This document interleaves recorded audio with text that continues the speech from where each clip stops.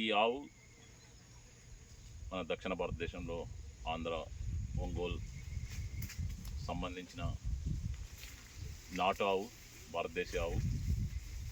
ఈ వ్యవసాయంలో, ప్రకృతి వ్యవసాయంలో చాలా కీలక పాత్ర వహిస్తుంది.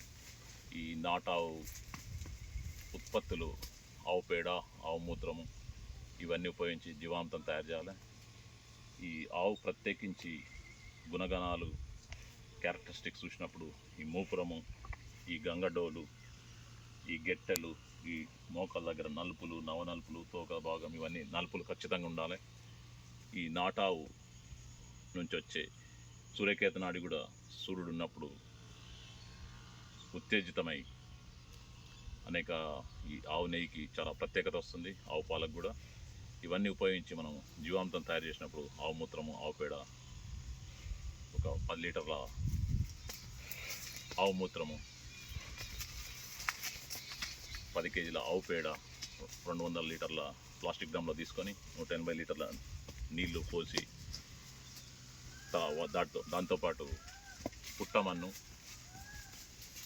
తర్వాత ఆవు పేడ, ఆవు మూత్రము, బెల్లము 2 కేజీలు, లేదా తర్వాత పెసరపిండి కానీ, శనగపిండి కానీ, ఉలవ పిండి కానీ ఇవన్నీ 2 కేజీలు ఉపయోగించి జీవామృతం తయారు చేయాలి. ఒక ఆవు నుంచే సుభాష్ పాలేకర్ గారు, పద్మశ్రీ అవార్డు గ్రహీత సుభాష్ పాలేకర్ గారు చెప్పినట్టు,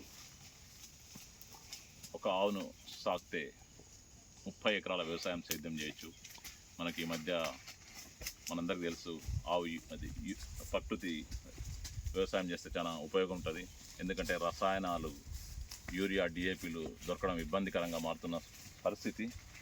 ఇవన్నీ మనము ఎవరి మీద ఆధారపడకుండా, వేరే దేశాల మీద ఆధారపడకుండా ఒక ఆవును సాకితేనే 30 ఎకరాల సేద్యం చేయొచ్చు. కనుక రైతులందరూ ఈ భారతదేశీ నాటావులను పెంచి ఈ జీవామృతం తయారు చేసుకొని పంట పొలాలకు వాడాలని కోరుకుంటున్నాను.